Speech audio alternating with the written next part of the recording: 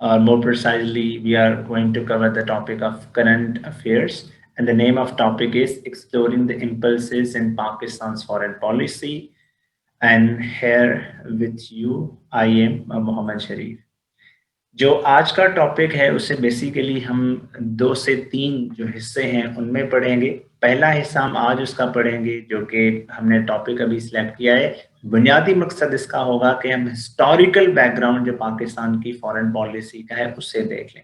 वो हमारे लिए क्यों ज़रूरी है?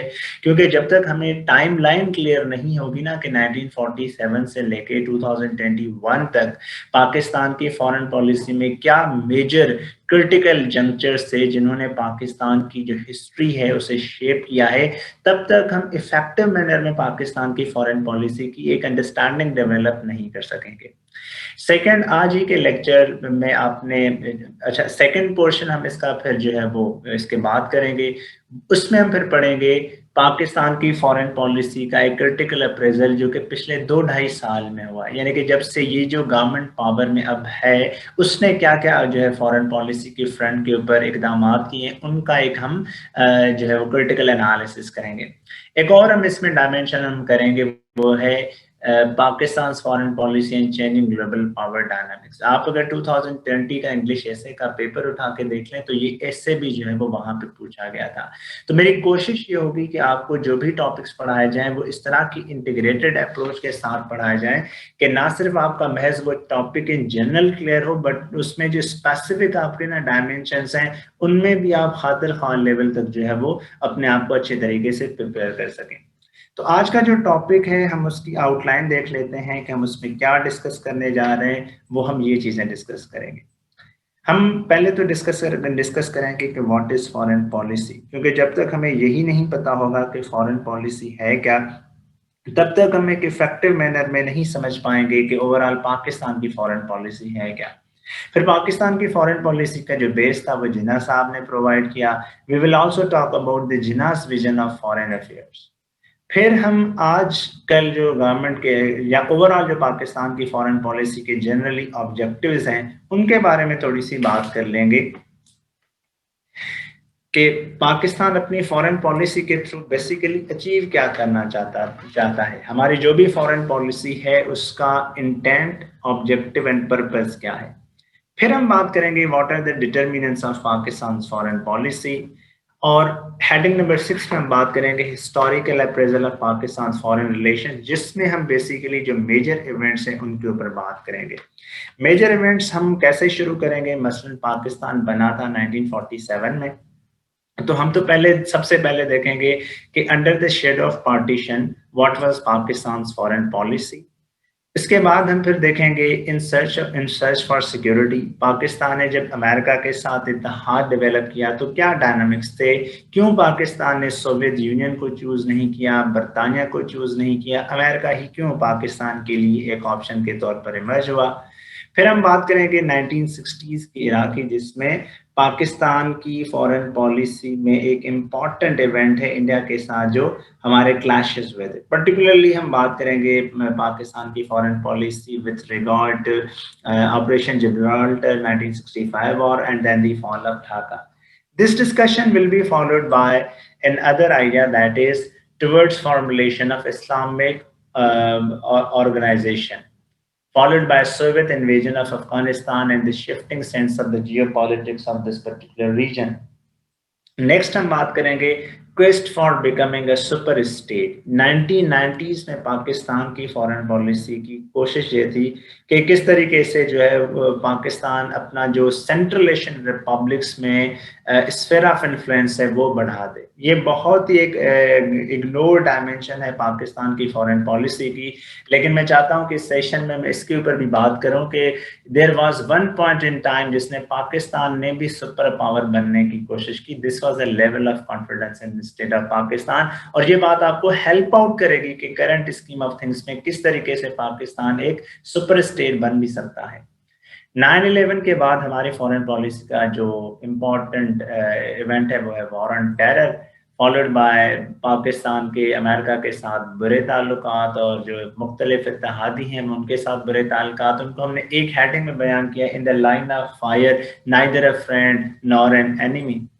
Later, the discussion would focus on the quagmire in the Middle East and change in foreign policy approach. जिसमें हमारा particular एक overview होगा कि Middle East के किस issue की तरफ पाकिस्तान की foreign policy को orientation में किस तरीके से तब्दीली आई. एंड फाइनली आज की हम बात करेंगे कि किस तरीके से अब इंटरनेशनल स्ट्रक्चर चेंज हो रहा है और पाकिस्तान की फॉरेन पॉलिसी भी उसी स्ट्रक्चर को सामने रखते हुए अपने अंदर जो मल्टीपल चेंजेस हैं वो सामने ले आ रही है. अब यहाँ पे थोड़ी सी टिप आप याद रख लें कि ये एग्जैक्ट तरीका है नोट्स मेकिंग का कि आपके पास एक ब्रॉड सेट ऑफ आउटलाइन होना चाहिए. आउटलाइन बेसिकली आपको हेल्प आउट करती है डायरेक्शनल मैनर में प्रिपरेशन के लिए. अगर आप बगैर आउटलाइन के अपनी प्रिपरेशन करेंगे तो you would not be actually landing into clear cut analysis कि आप पढ़ क्या रहे हैं और आपने पढ़ना क्या है. I have seen and I've observed many candidates जो कि सारा दिन बेचारे पढ़ते हैं. They just allocate a lot of their time in library in everything they can. लेकिन उनका कोई रिजल्ट नहीं होता. And the main reason is not that they are not hard working or they are not going to work smartly. The point is they lack direction. तो इस session का आप सिर्फ ये मकसद ना समझें कि हम महज जो टॉपिक्स हैं वो पढ़ लेंगे. टॉपिक्स तो आप वैसे भी पढ़ सकते हैं. चलें आप अगर खुद से करेंगे तो हो सकता है कि एनालिसिस थोड़ा सा कम हो, लेकिन यहाँ पे पढ़ेंगे तो एनालिसिस बेहतर हो जाए. लेकिन असल आपने सेशन का मकसद जो बनाना है ना वो ये है कि आपने इस सेट ऑफ स्किल्स सीखनी हो. ठीक है, तो इस चीज को आप जहन में रखेंगे तो जो भी टॉपिक आप प्रिपेयर करेंगे उसके जो क्वेश्चंस हैं वो भी आप जहन में रखेंगे. अब इस पर्टिकुलर जो टॉपिक है इसके ऊपर ये क्वेश्चंस पूछे गए हैं तो मैं एक्सपेक्ट ये कर रहा हूं कि जब ये हमारा टॉपिक पूरा हो जाए तो आपको कम से कम ये सवाल आए हुए हों. ये क्यों इम्पोर्टेंट है? इसलिए इम्पोर्टेंट है क्योंकि हमें मालूम होना चाहिए कि क्या ये टॉपिक हमने इफेक्टिव मैनर में तैयार किया भी है या नहीं है. मसलन हम इतनी सारी डिस्कशन के बाद अगर इन सवालात को नहीं समझ पाते तो इसका मतलब ये कि हमने ये टॉपिक अच्छे तरीके से प्रिपेयर नहीं किया. So what are dominant impulses in Pakistan's foreign policy? Elaborate with case studies. Discuss role of internal factors in shaping Pakistan's foreign policy. The manner in which a nation's ideology dominates its foreign policy is constantly in confusion. Explore the relationship between Pakistan's ideology and its foreign policy. Next, analyze the central theme of Pakistan's foreign policy in war against terrorism. अब ये सवाल ऐसे random सवालात नहीं है. ये सवालात वो हैं जो कि पास पेपर से पूछे गए हैं और इसके अलावा भी हम इनके ऊपर मल्टीपल क्वेश्चंस बना सकते हैं, लेकिन वो फिर हम डिस्कशन के दौरान उन चीज़ों को लेके चलेंगे. आपने जब भी नोट्स बनाना है ना तो नोट्स में इंट्रोडक्शन आपने लिखना है ब्रॉड. कोई लेट्स से 15 से 20 लाइनों का आपका इंट्रोडक्शन होना चाहिए. काफी सारी पॉइंट्स यहाँ भी आपको मिल जाएंगे जो कि आपको हेल्प आउट करेंगे. अगर हम एक ब्रॉड इंट्रोडक्शन डेवलप करें तो पाकिस्तान की फॉरेन पॉलिसी बेसिकली पाकिस्तान के नेशनल इंटरेस्ट को जो है वो प्रमोट करने की एक टूल है. Diplomacy is basically art of making let's say art of executing those decisions. Foreign policy is the broader framework through which we actually make decisions. तो पाकिस्तान की फॉरेन पॉलिसी को इंटरनल एक्सटर्नल फैक्टर्स दोनों determine करते हैं. Power politics के अलावा जो strength और वीकनेसेस हैं वो भी डिटरमिन करती हैं. फॉरेन पॉलिसी किसी भी मुल्क की आप समझ लें कि रिफ्लेक्शन होती है डोमेस्टिक पॉलिसी की. अगर एक मुल्क अंदरूनी सतह पे स्टेबिलिटी अचीव कर लेता है तो फॉरेन पॉलिसी में भी वो ममालिक बहुत ही इफेक्टिव मैनर में परफॉर्म कर लेते हैं.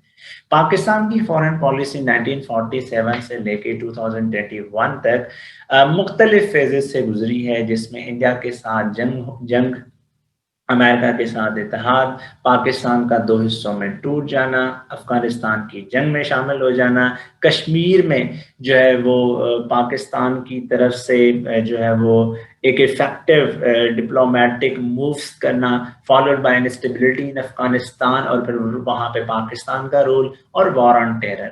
अलबत्ता 2008 के बाद पाकिस्तान की फॉरेन पॉलिसी को डिटरमिन करने वाली चीज़ें इंटरनेशनल पॉलिटिकल स्ट्रक्चर में यूएस और चाइना के जो रिलेशंस थे, टेररिज्म और काउंटर टेररिज्म के रिलेशंस थे और रीजनल जियोपॉलिटिक्स में होने वाली तब्दीलियां थी. موجودہ حالات میں جب ہم دیکھ رہے ہیں کہ امریکہ افغانستان سے وتھڈرا کر رہا ہے، امریکہ میں چینج آف گورنمنٹ ہے اور چین کا ایمرجنس ہے، تو پاکستان کی فارن پالیسی میں بھی مختلف چینجز نظر آتی ہیں ہمیں۔ ان سب چیزوں کو نظر رکھتے ہوئے ہمیں کہیں نہ کہیں پہ ایک ہسٹوریکل کانٹیکس میں دو بڑے فیکٹرز نظر آتے ہیں جو کہ پاکستان کی فارن پالیسی میں کانسٹنٹ فیچر کے طور پر ایمرج ہوئے ہیں۔ ایک ہے anti Indianism. It is because of the undue aggression of India, let's say in the form of the Cold Star Doctrine, let's say in the form of frequent violations on the line of control, let's say in the form of its state-sponsored terrorism in Kashmir, Gilgit-Baltistan, FATA, and Balochistan. And at the same time, its illegitimate forced occupation in the occupied Kashmir.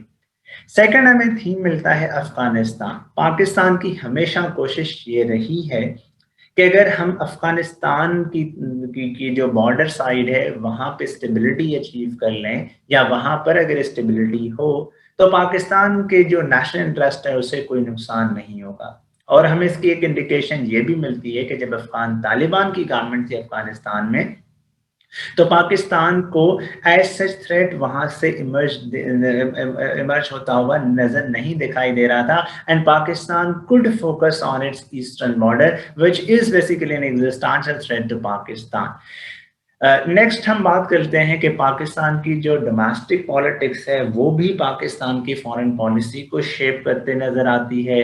مثال کے طور پر جب بھی اسرائیل کو recognise کرنے کی بات آتی ہے تو فورن جو اسلامی جماعتیں ہیں ان کا ایک افیکٹو رول ہمیں نظر آتا ہے جو کہ پبلک اوپینین کو شیپ اس طریقے سے کرتا ہے جس طریقے سے پاکستان کا نیشنل انٹرسٹ الاؤ کرتا ہے۔ ایکسٹرنل ڈیولپمنٹس بھی پاکستان کی فارن پالیسی کو شیپ کرتی ہے۔ یہ ایک براڈ انٹروڈکشن ہے۔ فارن پالیسی ہے کیا؟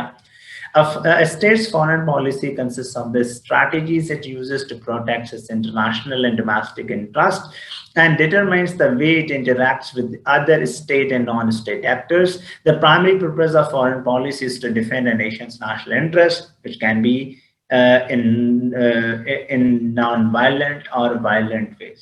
آسان الفاظ میں خارجہ پالیسی بیسیکلی ہے کیا کہ ایک ریاست کے بین الاقوامی جو حصار ہے اس میں جو مفادات ہیں اس کو کس طریقے سے سیکیور کیا جائے اس کا نام ہے۔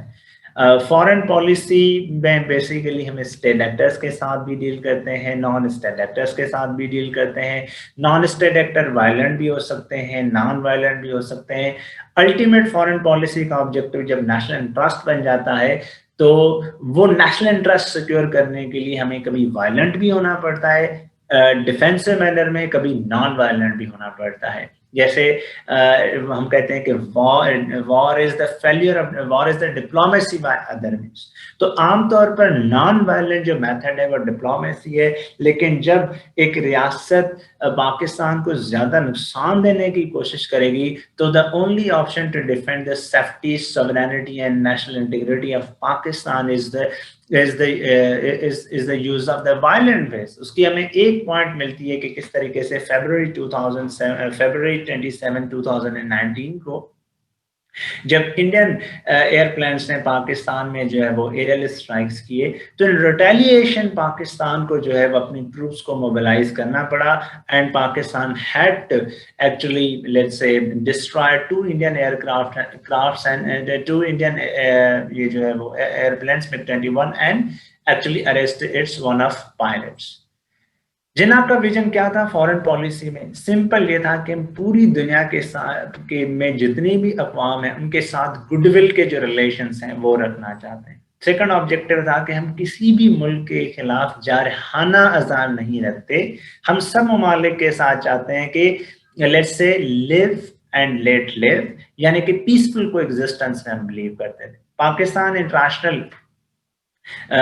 جو اسفیئر ہے اس میں آنیسٹی کے ساتھ، انٹیگریٹی کے ساتھ اور ڈگنیٹی کے ساتھ یہ جو ہے وہ بہیو کرنے والی اسٹیٹ ہے، اور پاکستان چاہتا ہے کہ دنیا میں پیس پروموٹ ہو، پراسپیرٹی پروموٹ ہو، اور تمام یہ جو let's say oppressed people of world ہیں ان کے لیے کنڈیوسو انوائرمنٹ ہو کہ وہ اپنی ڈیولپمنٹ، اپنی گروتھ کے لیے کوششیں کر سکیں۔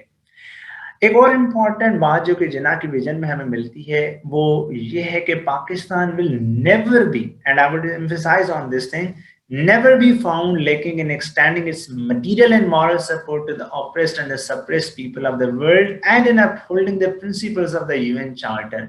تو ہم ایک طرف یو این چارٹر کو بھی اپ ہولڈ کریں گے، لیکن اسی یو این چارٹر کے تحت جو آپریسڈ لوگ ہیں ہم سے جو ہو سکے گا ہم ان کے لیے کریں گے. And that was particularly referring to the occupation of Palestinian lands by Israeli army, and for that matter illegal Indian occupation in the occupied Kashmir. Next ہمیں ملتی ہے آبجیکٹیوز ہماری فارن پالیسی کے کیا ہیں. They are very much simple. We want to promote Pakistan as a dynamic progressive moderate and democratic Islamic country. We want to develop friendly relations with all countries of the world, particularly the major powers, which include US, China, Russia. اس کے علاوہ بھی ہو سکتے ہیں let's say جو چھوٹے power centres ہو سکتے ہیں، let's say سعودی عربیہ ہو گیا، ترکی ہو گیا، Egypt and the countries like that. And at the same time with our neighbors, we want to safeguard the national security and the geostrategic interests including Kashmir. We want to consolidate our commercial and economic cooperation with the international community. And last but not the least, we want to safeguard the interest of Pakistani diaspora abroad. مختلف جو friends of Pakistan پوری دنیا میں رہ رہے ہیں, we want to secure their interest. And last but not the least is that we want to ensure optimal utilization of the national resources for regional and international cooperation. اب ان تمام تر چیزوں کے بعد there is an important point and that is what are the determinants of Pakistan's foreign policy. کیا چیزیں ہیں جو کہ پاکستان کی فورن پالیسی کو جو ہے وہ ڈٹرمن کرتی ہیں، ان کے اوپر ہم بات کریں گے. ہم ڈٹرمیننٹس کو دو حصوں میں ڈیوائڈ کر سکتے ہیں، انٹرنل اور ایکسٹرنل. انٹرنل میں بات کر سکتے ہیں کہ جیو پولیٹیکل انوائرمنٹ شیپ کرتا ہے پاکستان کی فورن پالیسی کو. پہلے تو ہم یہ ورڈ سمجھ لیتے ہیں کہ جیو پولیٹیکل ہے کیا. جغرافی سے کا شارٹ فارم ہے جیو. پولیٹیکل یہاں پہ سگنیفائی کرتا ہے کہ the nature of political development, کہ اسٹیبلٹی ہے، پولیٹیکل اسٹیبلٹی ہے یا انسٹیبلٹی ہے. نان اسٹیٹ ایکٹرس زیادہ ایمرج ہو رہے ہیں یا اسٹیٹ ایکٹر کا جو رول ہے وہ زیادہ افیکٹو ہے. نیچر آف دا گورنمنٹ کیا ہے، پولیٹیکل سسٹم کی نیچر کیا ہے، پولیٹیکل پارٹیسپیشن کی نیچر کیا ہے، رول آف ایکسٹرنل پاورز اس پرٹیکولر جگہ پہ اوپر کیا ہے. جیو پولیٹیکل انوائرمنٹ صاحب یہاں پہ سمپل الفاظ میں سمجھ لیں کہ جغرافی. نیپولین بوناپارٹ نے کہا تھا کہ جغرافی is the mother of strategy and by extension it is the mother of the foreign policy. تو پاکستان کی فارن پالیسی کو جو شیپ کرنے والی چیز ہے وہ ایگزیکٹلی یہی ہے کہ کس طریقے سے ہمارا جو ریجنل پولیٹیکل انوائرمنٹ ہے اس میں ڈیولپمنٹ ہو رہی ہے جو کہ ہمارے انٹرنل انوائرمنٹ کو بھی نیگیٹیولی افیکٹ کر رہی ہیں. آپ فار ایگزامپل اس کی ایک بات سمجھ لیں کہ اگر پاکستان کے کسی حصے میں زیادہ سے زیادہ نان اسٹیٹ ایکٹرس جو ہے وہ اٹیکس کر دیں تو اگر foreign policy would entirely have a different tone. For example Pakistan نے کلبھوشن جادو کو جب اریسٹ کیا اور اس کے بعد ہم نے دیکھا کہ بلوچ لبریشن آرگنائزیشن یا اس کے علاوہ جو جمعیت الاحرار ہے، مختلف لشکرز ہیں یا داعش ہیں، اس کی ایکٹیویٹیز پاکستان میں زیادہ سامنے آئیں. تو پاکستان نے کلیئرلی اپنے فارن پالیسی میں یہی اسٹانس رکھا کہ بھئی our foreign policy towards the non-state actors is the only good Taliban is the dead Taliban. تو انٹرنل فیکٹرز کا فارن پالیسی میں اہم رول ہے. سیکنڈ ہے historical legacies and the past traditions. لیکن اس سے پہلے آپ نا ایک کوشچن نوٹ کر لیں، اس کے اوپر آپ نے تھوڑا سا کام کر لینا ہے، اور وہ یہ ہے کہ پاکستان کی جغرافی پاکستان کے لیے ایسٹ ہے یا لائبلٹی ہے. ایسٹ ہے تو کیسے، لائبلٹی ہے تو کیسے. آپ نے دونوں سائڈز کے جو ہے وہ 4 سے 5 آرگومنٹس رکھنے ہیں. نیکسٹ ہے historical legacies and past tradition. کوئی بھی ملک ہے اس کی جو فارن پالیسی ہے اس میں ان چیزوں کا بڑا رول ہوتا ہے. پاکستان کی فارن پالیسیز میں ہسٹوریکل لیگیسیز کیا ہیں کہ ہم نے مسلم ورلڈ کے ساتھ بہتر ریلیشنز رکھنے ہیں. پاسٹ ٹریڈیشنز کیا ہیں کہ ہم نے پین اسلامک ایسپائریشنز رکھنی ہیں. پین اسلامک ایسپائریشنس نیسسرلی یہ نہیں ہے کہ ہم نے جغرافی ہی یا جو بارڈرس ہیں وہی ختم کر لینے ہیں. اس کا مقصد یہ ہے کہ جہاں جہاں پر بھی مسلمانوں کو پاکستان کی ضرورت پڑے گی اور ہم اس پوزیشن میں ہوں گے کہ ہم پاکستان ان کی جو ہے وہ مدد کر سکیں, تو we would actually extend our helping hand without any hesitation. Next ہے سوشو اکنامک کنڈیشن. ان کو ہم تھوڑا سا دیکھ لیں تو سوشل کنڈیشنز یہ ہوتی ہیں کہ ایک ملک میں نیشنل انٹیگریشن کس حد تک ہے, ایک ملک کی جو پاپولیشن ہے وہ کتنی ہے, پاپولیشن اسکلڈ ہے نہیں ہے, ایجوکیٹڈ ہے نہیں ہے, اور سب سے بڑی بات کہ جو سوشل فیبرک ہے اس میں ہارمنی کتنی ہے. آپ اس کی ایک مثال لے لیں کہ اگر بلوچستان میں ہزارہ کمیونٹی کے اوپر اٹیک ہو جاتا ہے تو پورا سوشل فیبرک ایک سیکٹیرین لینڈسکیپ کے تحت پینٹ کیا جاتا ہے, اور یوں پاکستان کے جو ڈائنامکس ہیں فارن پالیسی کے وہ بھی تبدیل ہونا شروع ہو جاتے ہیں. It is exactly same with economic conditions. مثال کے طور پر پاکستان اگر ایگریکلچرل اسٹیٹ ہے تو اس کا جی ڈی پی کا پورشن بھی بڑا کم ہے. پاکستان اگر سیمی انڈسٹریل اسٹیٹ ہے تو again there is a different portion, and اگر انڈسٹریل اسٹیٹ پہ ہے تو اگین ڈفرنٹ اکنامک کنڈیشن ہے. ان کے علاوہ بھی اگر ہم دیکھیں تو اگر ایک ریاست مقروض حالات میں ہوگی تو آپ کہہ سکتے ہیں کہ وہ پھر جیسے کہتے ہیں نا کہ جی beggars can not be the choosers.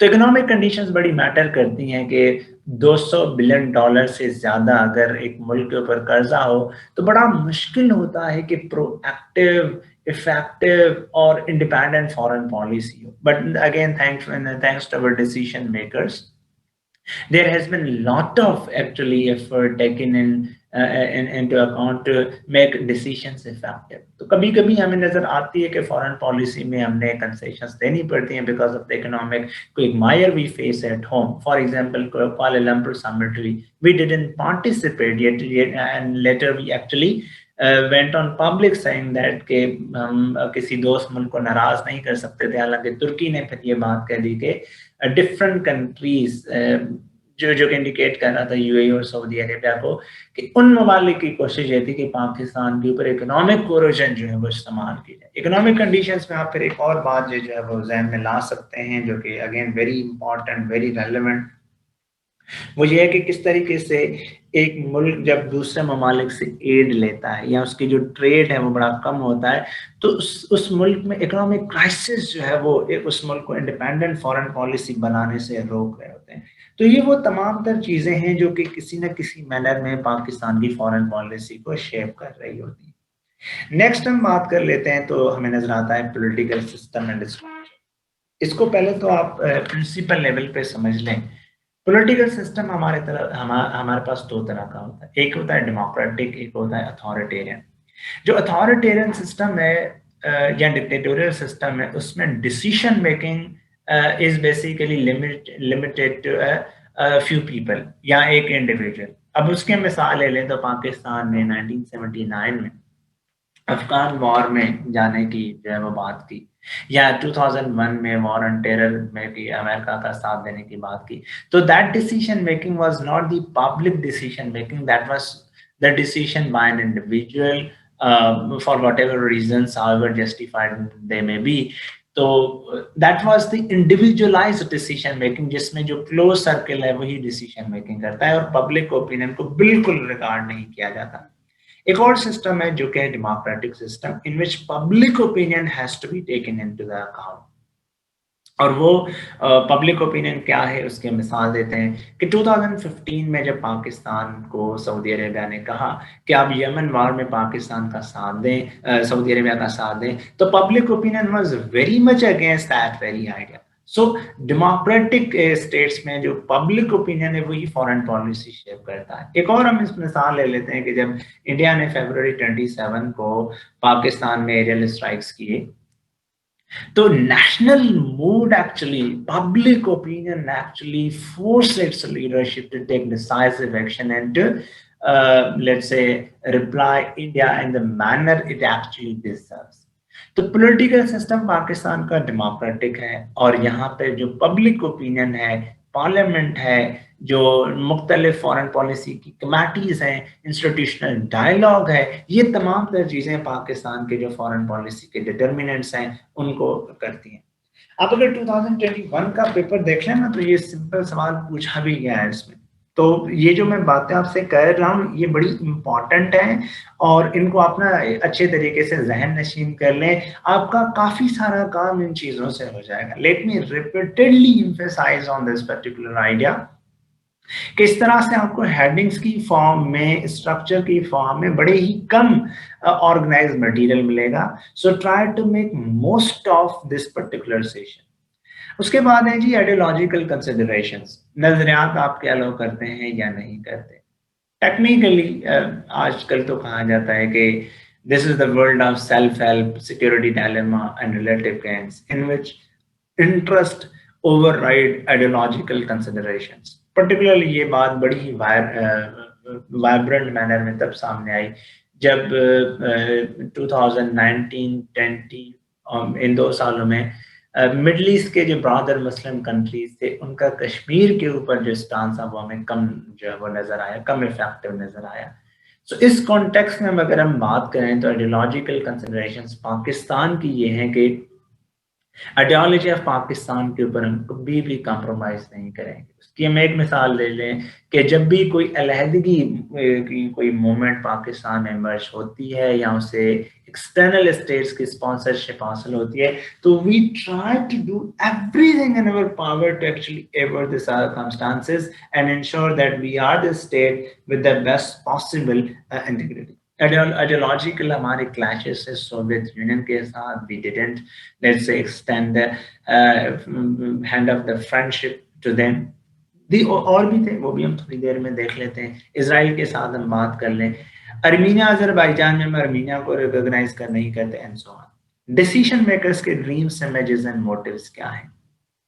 جو نیشنل لیڈرشپ ہے نا اس کا بڑا رول ہوتا ہے پبلک اوپینین کو موبلائز کرنے میں، ریاست کو کس فارم میں فارمولیٹ کرنا ہے۔ جیسے ہم دیکھتے ہیں کہ ڈیسیشن میکرز کے جو اگر انٹرنیشنل امیج ہوگا تو ان کی ویسے ہی بہت زیادہ پاپولر اپیل ہوگی اور ان کی بات پوری دنیا میں سنی جائے گی۔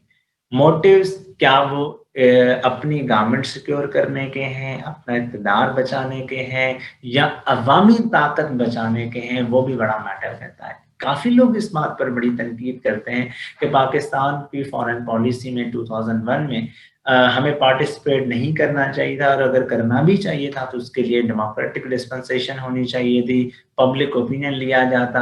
لیکن چونکہ there was a person in power who wanted to actually stay in power, so he basically used that moment as an opportunity to stay to that very particular seat۔ اس کے علاوہ بھی بڑے ہیں، دیکھیں آپ اس میں نیشنل جو پریس ہے اس کا رول بیان کر سکتے ہیں، میڈیا کا رول بیان کر سکتے ہیں، آپ ملٹری اسٹرینتھ کی بات کر سکتے ہیں، آپ نیچر آف ویپنری کی بات کر سکتے ہیں، آپ ٹیکنالوجیکل ٹولز کی بات کر سکتے ہیں۔ تو یہ 8-10 آپ ملٹیپل اور بھی چیزیں اس میں انکارپوریٹ کر سکتے ہیں۔ لیکن ہم چونکہ پھر اس کانٹیکس کو ذہن میں رکھ کے کہہ رہے ہیں کہ جی the more we can simplify the debate the better it would be۔ External factors میں ایک تو ایکسٹرنل انوائرمنٹ نظر آتا ہے۔ ایکسٹرنل انوائرمنٹ کیا ہے؟ ایکسٹرنل انوائرمنٹ بیسیکلی یہی ہے کہ جو ہمارا ریجن ہے اور ایکسٹرا ریجنل جو ہماری سچویشن ہے اس میں کیا چینجز آ رہی ہیں۔ مثال کے طور پر اگر امریکہ افغانستان میں نہیں ہے تو کیا انوائرمنٹ ہے، اگر امریکہ موجود ہے تو کیا سچویشن ہے۔ تو اگر foreign policy would be shaped like that. ایک اور اس سے مراد یہ ہے کہ انٹرنیشنل انوائرمنٹ میں who is dominating, who is defining the regional order اور انٹرنیشنل آرڈر۔ اس کے بعد ہم بات کر لیتے ہیں پاور کنسیڈریشنز کی، کہ دنیا یونی پولر ہے، ملٹی پولر ہے، بائی پولر ہے۔ جیسے کولڈ وار ایرا کے دوران پاکستان کی فارن پالیسی میں پاکستان کو چوائس ہی یہی تھی کہ کیا ہم جو ہے وہ سوویت یونین کے جو ہے وہ ساتھی بنے یا امریکہ کے ساتھی بنے۔ ابھی ہمارے پاس ملٹیپل آپشنس ہیں کیونکہ ملٹیپل پاور سینٹرز ہیں۔ The world is no longer the unipolar world as it once was in 2001۔ The world is basically transforming itself into multiple different ways۔ ایک اور ایکسٹرنل فیکٹر میں جو چیز میٹر کرتی ہے وہ یہ ہے کہ is the system of alliances and the counter alliances. مثال کے طور پر ہم دیکھتے ہیں کہ اس وقت امریکہ کا اتحاد ہے کوڈ کی صورت میں مختلف ممالک کے ساتھ، جس میں جاپان، انڈیا، آسٹریلیا اور خود امریکہ شامل ہے۔ آن دی ادر اینڈ ہم دیکھتے ہیں کہ چین کا اتحاد ہمیں نظر آتا ہے ایس سی او کی فارم میں کچھ ایسیان کے ممالک کے ساتھ، پاکستان بھی اس چیز کا حصہ ہے۔ تو جب بھی ہم انڈو یو ایس نیکسس کی بات کرتے ہیں تو وی have Sino Pak actually strategic equation that is actually going to counter the alliance of India and America. So our alliance with China is also one of the external factors that actually determines Pakistan's foreign policy in the manner as is expected.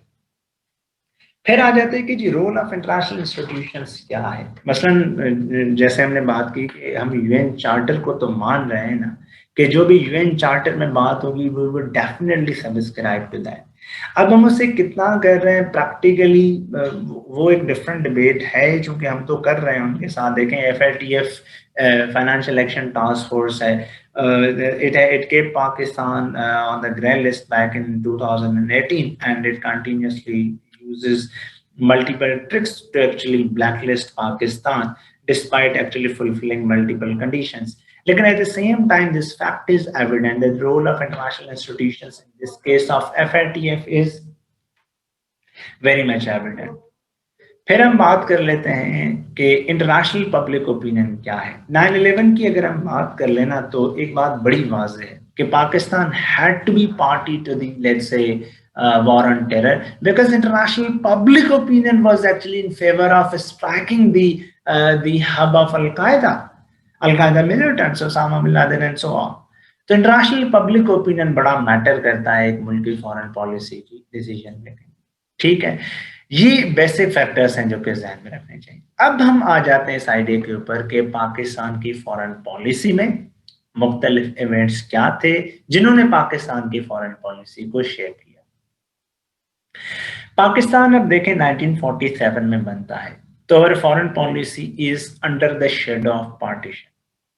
Pakistan جب ایک نئی ریاست کے طور پر emerge ہوتا ہے تو پاکستان کو پہلے دن سے ہی وہ چیلنجز آنا شروع ہو جاتے ہیں جو کہ دیگر ریاستوں نے بہت دیر دیکھے۔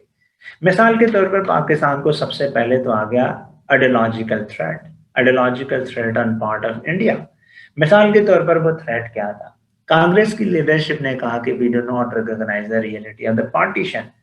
سردار Patel for example there was an individual, اس نے کلیئر کٹ الفاظ میں کہہ دیا کہ the picture of India that we have learn to cherish will remain in our hearts and minds. I am convinced that the new state of Pakistan would not last long۔ نہ صرف سردار پٹیل نے بلکہ گاندھی نے بھی یہ کہہ دیا کہ partition was inevitable but so long as I am alive I will never agree to the partition of India۔ So that actually sowed the seeds of let's say hostility between two countries, particularly because of that attitude of the Congress leadership۔ Let's talk about the other thing۔ Division of assets نے پاکستان اور India کے درمیان تعلقات خراب کیے اور partition کے بعد ہمیں یہ چیز دیکھنے کو ملتی ہے۔ فار ایگزامپل اگر ہم فیکچوئل گراؤنڈس کے اوپر بات کریں تو India denied Pakistan of its assets. For example of Pakistan's share of around 165,000 tons of defense stores, India had transferred only 4,730 tons and 18,000 tons by September 1949۔ جب نہرو سے پوچھا گیا کہ آپ یہ کیوں نہیں جو ہے وہ پاکستان کو دے رہے ایسٹس، تو اس نے کہا کہ یہ کون سا طریقہ کار ہے کہ ہم دشمن کو طاقتور بنائیں جب ہم اسے اپنے ڈیفینس ایسٹس دے کے۔ So that basically shows Indian mentality towards state of Pakistan that actually set the stage of the foreign policy of Pakistan as was witnessed in days to come۔ another factual information ہم دیکھ لیں تو یہ ہے کہ پاکستان نے انڈیا کو تمام 90 فائٹر ایئر کرافٹ ٹرانسفر کر لی بٹ انڈیا ڈیڈنٹ۔ اور یہ جب ساری چیزیں انڈیا کو مل گئیں، now India actually started the forced annexation of Kashmir, اور ہمیں یہاں پہ پہلی انڈو پاک وار بھی نظر آتی ہے۔ پھر اس کے بعد انڈیا نے پاکستان کا پانی بند کر لیا اور کنٹینیوسلی جو ہے وہ اس آئیڈیا کے اوپر دے آر ہیل بینٹ کہ blood and water can not flow together etcetera etcetera. And eventually transfer of population نے بیسیکلی دونوں ممالک میں بہت تعلقات خراب کر لیے and the Indian stance was very much rule کہ بھائی جو ہے Pakistan is behind whatever has happen during the partition rather than looking inwardly and introspecting as how wrong Congress leadership was, they tried to point, let's say, guns towards the state of Pakistan. اب اس کے فوراً بعد جب اتنے سارے مسئلے بڑھ گئے تو پاکستان کو مسئلہ آ گیا کہ بھائی اب ہمارے پاس ہے کہ ہم اپنے آپ کو سیکیور کیسے کریں. So in search for security Pakistan spend its next phase. اس کو آپ اگر ٹائم لائن دیں تو that can be from 1954 to 69. اب اس میں ہم دیکھتے کیا ہے کہ انڈیا نے پاکستان کی مطلب اس کا ایک کانٹیکسٹ ہے کہ پاکستان نے اتحاد بنائے، کیوں بنائے، آپشنز کیا تھے، امریکہ کی طرف ہم کیوں گئے، فائدے اور نقصان کیا تھے کیا نہیں تھے. سب سے پہلی چیز آپ ایک ذہن میں رکھ لیں وہ یہ تھی کہ انڈیا نے پاکستان کے اوپر اپنی جو رائے ہے وہ مسلط کرنا شروع کر لی. پاکستان کو جو شیئرز ملنے تھے وہ نہیں دیے، پرنسلی اسٹیٹس کے اوپر قبضہ کر لیا، دریاؤں کا پانی بند کر لیا. پاور ڈسپیرٹی کو ایکسپلائٹ کرتے ہوئے انڈیا نے کسی بھی طرح کی ایکویٹی ان نیگوسیشنز جو ہے کا جو کنسیپٹ ہے اس کو ڈسمس کر لیا، اور پھر پاکستان کے پاس اور کوئی آپشن نہیں رکھا ماسوائے اس کے کہ وہ کسی کے ساتھ اتحاد بنا لے اور اپنے آپ کو سیکیور کر لے. پاکستان کے پاس 3 آپشنز تھے: برطانیہ کی طرف اتحاد، سوویت یونین کے ساتھ اتحاد، یا پھر امریکہ کی طرف اتحاد. اگر ہم تینوں آپشنز کو انالائز کریں تو ہم پہلے دیکھتے ہیں کہ پاکستان نے برطانیہ کو اپروچ کیا، لیکن 1945 کے بعد برطانیہ خود نازی جرمنی کے ساتھ جنگ لڑتے لڑتے اتنا کمزور ہو گیا تھا کہ it had to abandon its colonies in first place. مثلاً وہ انڈیا سے تو نکلنا ہی نہیں چاہتے تھے نا. جو برٹش انڈیا تھا ورلڈ وار 1 کے بعد بھی انہوں نے وعدہ کیا تھا کہ ہم نکلیں گے، لیکن وہ وعدے وفا نہیں ہوئے پھر. تو برطانیہ was war torn, exhausted and debilitated following the aftermath of the Second World War. One. Second, the Labour government didn't like Muslims as it read the British hope of maintaining the unity of their Indian empire, what they called as the jewel in the crown. اور اس کے بعد انہوں نے کہا کہ جی ہم تو کوئی مدد نہیں کریں گے. And they eventually lead the partition in limbo, on Kashmir issue in limbo. Second option, Soviet Union. It was not an option, to be very honest. Soviet Union was also exhausted کیونکہ Nazi Germany کے ساتھ لڑائی میں ان کا بھی بہت بڑا نقصان ہوا تھا. Politically, Soviet system was unattractive as compared to democracy. پھر ایک تھا کہ communist ideology was antithetical to Islam. لیکن یہاں پہ پھر سوال پیدا ہوتا ہے کہ پھر ہماری جو چین کے ساتھ تعلقات ہیں وہ کیسے تھے. تو ایک چیز ذہن میں یاد کر لیں کہ چین بھی کمیونسٹ اسٹیٹ تھا، اس کے ساتھ اچھے تعلقات اس وجہ سے تھے کیونکہ چین کے ایمبیشنس یہ نہیں تھے کہ اس نے کمیونزم پاکستان میں ایکسپورٹ کرنا ہے. However, پاکستان نے ایک سوچ پائی جا رہی تھی اس ٹائم پہ، اسے ہم کہتے ہیں وارم واٹر تھیوری، کہ سوویت یونین کی ایمبیشنز تھے کہ اس نے کس طریقے سے گوادر کا جو ڈیپ سی پورٹ ہے وہاں تک پہنچنا ہے. And for that it was even let's say ready to start even if it requires let's say the military manoeuvre. سو ہم بات اگر کر لیں سمپلی تو ایک تو یہ جو برٹش اسٹریٹجک ویو تھا، جو نیو گورنمنٹ تھی پاکستان کے، اس نے ہاربر کیا، اس کی وجہ سے بھی پاکستان نے اس کے ساتھ تعلقات نہیں رکھے. پھر ایک اور امپورٹنٹ بات یہ کہ جو ماسکو میں گورنمنٹ تھی، یعنی کہ راشیا میں اس ٹائم گورنمنٹ تھی، وہ بڑی ہی کرٹیسائز کر رہی تھی even the making of the state of Pakistan. یہ بڑا کرٹیکل کوشچن ہے کہ ہم سوویت یونین کی طرف کیوں نہیں گئے تھے، امریکہ کی طرف ہم کیوں گئے. آج آپ بس سیکھ لیں، just learn it once and for all and you would find that all your problems are basically resolved.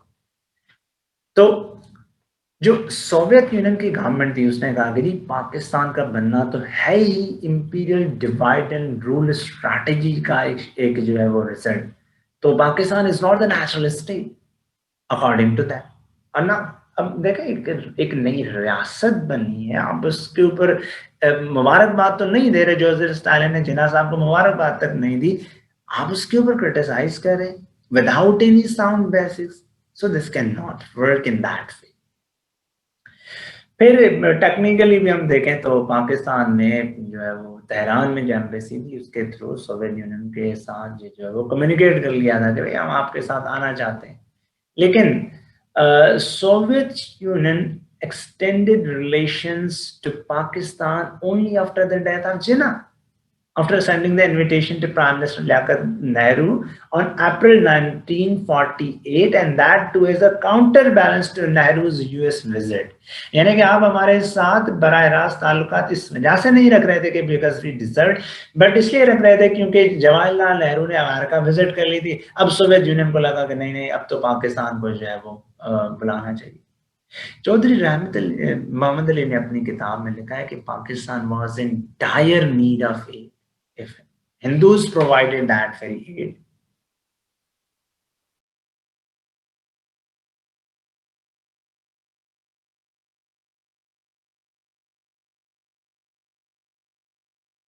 Anyways, तो सोवियत यूनियन के बाद फिर पाकिस्तान ने जो है वो अमेरिका की तरफ हाथ बढ़ाया। America उस वक्त भी it was one of the wealthiest nations in the world that accounted for 40% of the global production. Second, US के जो इंटरेस्ट थे या एशिया में that were cursory, लेकिन पाकिस्तान ने जो है वो कोशिश ये की कि किस तरीके से बेहतर ताल्लुकात रखे जाएं अमेरिका के साथ। इवन जिन्ना साहब in 1947 in his speech said that Pakistan's foreign policy would be oriented towards the Muslim countries and we would stand together against the possible Russian aggression and would look to the US for assistance। ठीक है, तो इस हवाले से इस context में पाकिस्तान ने फिर जो है वो अमेरिका के साथ इत्तेहाद किया। अब इसे अगर लेवल्स ऑफ एनालिसिस में देख लेना तो ये बनता है कि पॉलिटिकली हमारा सिस्टम एक दूसरे जैसा, both believed in democracy। जिन्ना साहब said that democracy is in the blood and veins of the Muslims। Economically, Pakistan was not the communist but the capitalist state। उसकी तरफ हम मूव कर रहे थे। सोशली हम देखें तो चले हमारा सोशल फैब्रिक या सोशल सिस्टम तो डिफरेंट था, लेकिन मोर और लेस पाकिस्तान और अमेरिका के जो लेट्स से लोग हैं there was a little bit good will. ठीक है, आप ये कंसिडर करा लें। मिलिटरीली पाकिस्तान को लग रहा था कि भाई अमेरिका कैन हेल्प। इकोनॉमिकली आप देखेंगे पाकिस्तान ने 1 जून 1948 को स्टेट बैंक ओपन किया है। हमारे पास बैंक है, पैसे नहीं है, हमारे पास फौज है, हथियार नहीं है, हमारे पास एक रियासत बनी है लेकिन इदारे डेवलप नहीं है, और इंडिया ने ऊपर से हमला कर लिया। It was in this context that Pakistan actually went for the alliance with the United States of America। अब इस पूरे कॉन्टेक्स्ट में पाकिस्तान ने जो अलायंसेस बनाए वो ये थे।